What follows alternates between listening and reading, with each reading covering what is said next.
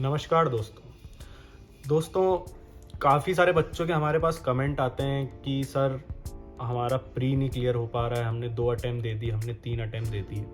तो इस वीडियो के अंदर मैं आपको कुछ ऐसी बेसिक मिस्टेक्स बताऊंगा जो बच्चे अक्सर गलती करते हैं जब गवर्नमेंट एग्ज़ाम की या बैंकिंग एग्ज़ाम की प्रिपरेशन करते हैं। इनमें से कुछ गलतियां मैंने भी करी थी। तो हो सकता है आप में से जो बच्चे अभी तैयारी स्टार्ट करने वाले हैं या जो बच्चे अभी बार बार जिनका फेलियर आता ही जा रहा है, वो प्री एग्ज़ाम आरआरबी का भी दे रहे हैं, आईबीपीएस पीओ भी दे रहे हैं, एसबीआई पीओ भी दे रहे हैं, क्लियर नहीं हो पा रहा है। तो उन बच्चों को हो सकता है कि इस वीडियो को देखने के बाद कुछ मदद मिल जाए। इसलिए कोशिश करिएगा कि ये वीडियो आखिरी तक देखें, क्योंकि इसको मिस्टेक मैंने पॉइंट वाइज समझाई है।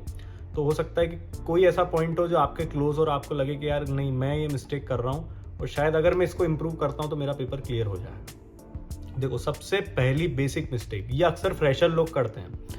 ये क्या करते हैं, जब हम एग्ज़ाम की तैयारी चालू करते हैं किसी भी, मैंने भी गलती करी थी, तो हम क्या करते हैं कि एक बार प्रीवियस ईयर कट ऑफ जरूर चेक करते हैं। और वो प्रीवियस ईयर कट ऑफ हम चेक करते हैं, वो तो चलो ठीक है, हमको चेक करनी चाहिए, क्योंकि कोई भी एग्जाम जब हम प्रिपेयर करें तो हमको पता रहना चाहिए कि यार इसकी लगभग कितनी कट ऑफ पिछले 4-5 साल का क्या ट्रेंड जा रहा है। मैंने भी यही गलती करी थी। जब मैंने पेपर दिया था 2014 के अराउंड की बात है, तो उसके पिछले साल की जनरल की कट ऑफ 60 to 61 मार्क्स थी 200 में से आईबीपीएस की। और मैं जब वहाँ पे मॉक टेस्ट लगाता था तो मेरे 75, 80, 70 ऐसे नंबर आते थे। तो मुझे ये हुआ कि यार मेरा एग्ज़ाम तो क्लियर हो जाएगा। लेकिन उस साल क्या हुआ कि आईबीपीएस की सीटें काफ़ी कम थी और मैंने इस तरफ ध्यान ही नहीं दिया, और पेपर का लेवल भी थोड़ा अलग तरह का था। तो उसमें कट ऑफ बढ़ के चल गए 82 मार्क्स और मेरे 74 मार्क्स रह गए, क्योंकि वो माइंड में एक बबल बन गया था कि यार इतने नंबर आ रहे हैं, तो वो उतनी सीरियसनेस नहीं आ पाती। तो हमेशा ये ध्यान रखें कि नया साल होता है, क्या पता पेपर पिछले साल से ज़्यादा टफ हो, क्या पता ज़्यादा इजी हो।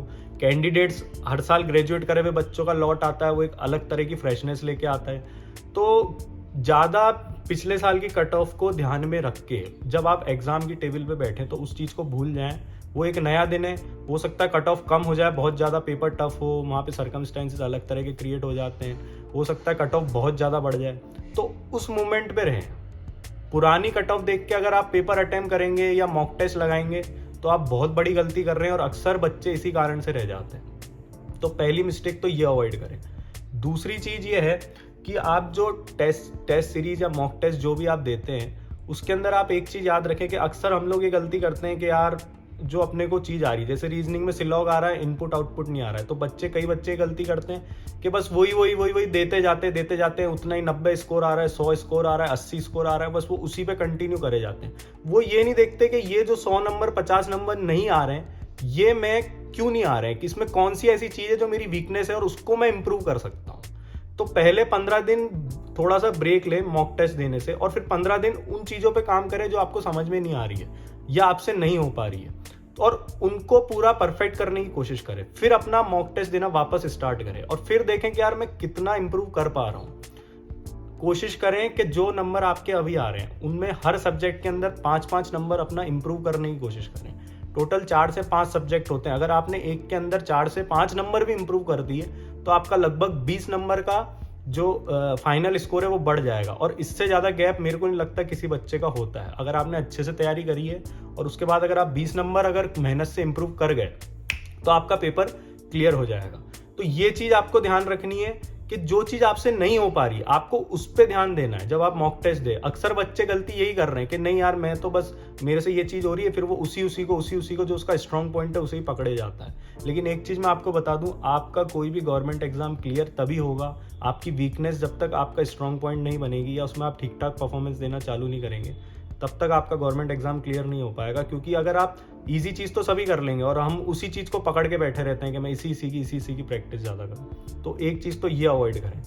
इसके बाद आप ये देखें कि बैंकिंग एग्जाम के जो बच्चे प्रिपरेशन करते हैं, कई बार वो गलती ये कर देते हैं कि जैसे एफसीआई, ईएसआईसी, इन सब की जो वैकेंसीज आती है दूसरी पब्लिक सेक्टर जो होते हैं उनकी, तो उस पर वो ज़्यादा ध्यान नहीं देते हैं। कई बार तो बच्चे फॉर्म ही नहीं भरते हैं ये सोच के यार कि इसमें तो वैकेंसी कम है, मेरा नहीं हो पाएगा, हो सकता है इसका पेपर पैटर्न अलग हो।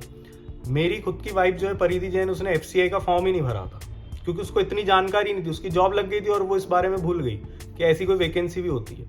और उसके साथ के ही दोस्त जब उन्होंने वो पेपर दिया, क्योंकि उनका सिलेक्शन नहीं हो पाया था बैंक में और उनका एफसीआई में सिलेक्शन हो गया, उस साल पेपर बड़ा आसान बना और वो पेपर क्लिक कर गया और उनका पेपर क्लियर हो गया।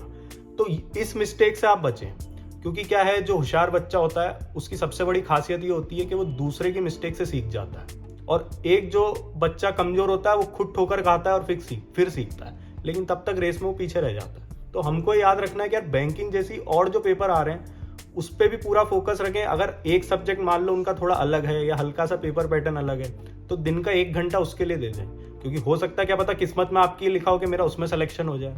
तो ये गलती बिल्कुल ना करें कि अगर आप बैंकिंग की एग्जाम दे रहे हैं तो केवल उसी पे फोकस रखें। अगर उसके जैसे और भी आ रहे हैं तो उनको भी पूरी तैयारी के साथ दें, क्या पता आपकी किस्मत में कोई और जॉब लिखी हो। इसके बाद आपका आता है कि अब इम्प्रूवमेंट के लिए हम क्या करें। देखो क्या होता है, कई बार हम एक किसी के नोट्स पढ़े ही जा रहे हैं किसी कोचिंग इंस्टीट्यूट के, लेकिन हमारा इम्प्रूवमेंट नहीं हो पा रहा है। तो ये देखें यार, जो बच्चा सिलेक्शन लेके जा रहा है क्या वो भी वही नोट्स पढ़ रहा है, या उसके साथ साथ वो साथ में साइमल्टेनियसली कोई दूसरे भी पढ़ रहा है, दोनों में देखें क्या डिफरेंस है। तो थोड़ा सा डाइवर्स स्टडी अगर आप करेंगे तो आपको ज़्यादा फायदा मिलेगा। जो बच्चे क्लियर नहीं हो पा रहे हैं और जो बच्चे क्लियर हो पा रहे हैं, उन दोनों के रिसोर्सेज देखें कि वो क्या काम में ले रहे हैं।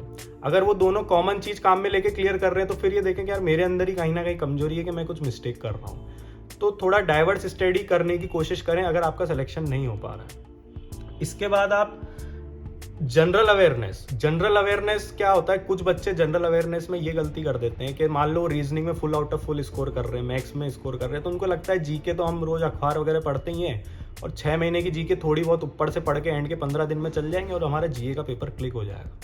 लेकिन 70% बच्चे जीए के कारण रुक जाते हैं।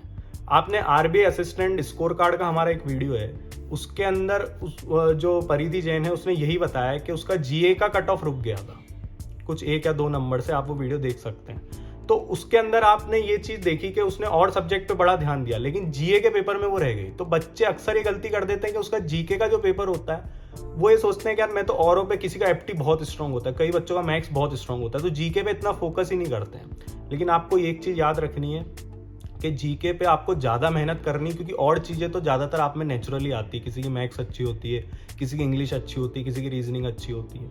जैसे क्रिकेट के अंदर होता है ना कि batting bowling is all about skills, लेकिन फील्डिंग जो होती है वो आप मेहनत से सुधार सकते हैं। तो जीके भी ऐसा ही है।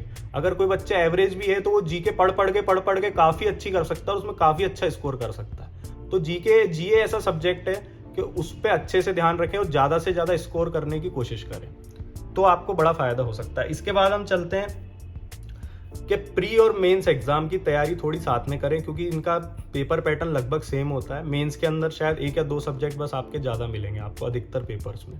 तो प्री और मेंस के बीच में अधिकतर एग्जाम में 15 से 20 दिन का ही आपको गैप मिलेगा। तो प्री और मेंस के एग्जाम की तैयारी साथ में करें, ताकि बाद में प्री क्लियर होने के बाद कई बार बच्चा पैनिक कर जाता है और उस 15 दिन में वो सोचता है मैं सब कुछ पढ़ डालूं, तो वो फिर आपका पूरा गड़बड़ा जाएगा। तो आप एक प्लानिंग के साथ तैयारी करें कि मेरे को प्री को भी टाइम देना है और मेंस को भी इतना टाइम देना है, ताकि जब आपका प्री क्लियर हो तो मेंस के लिए आप जब मैदान में उतरे तो पूरे तरीके से आप प्रिपरेशन के साथ उतरे। तो ये कुछ बेसिक पॉइंट थे जो मैंने आपको इस वीडियो के अंदर शेयर करे थे। अगर आप इस तरह के और वीडियोस चाहते हैं तो नीचे कमेंट बॉक्स में टाइप करके हमको बताएं, क्योंकि हम आप लोगों से ही वीडियो निकलवाते हैं कि हाँ यार इस बच्चे को ये प्रॉब्लम है तो अपने को इस पे वीडियो बनाना है। तो ऐसे वीडियो अगर आप और चाहते हैं तो हमसे शेयर करें, हमारी चैनल को लाइक शेयर सब्सक्राइब करें। आप लोग का बहुत बहुत धन्यवाद।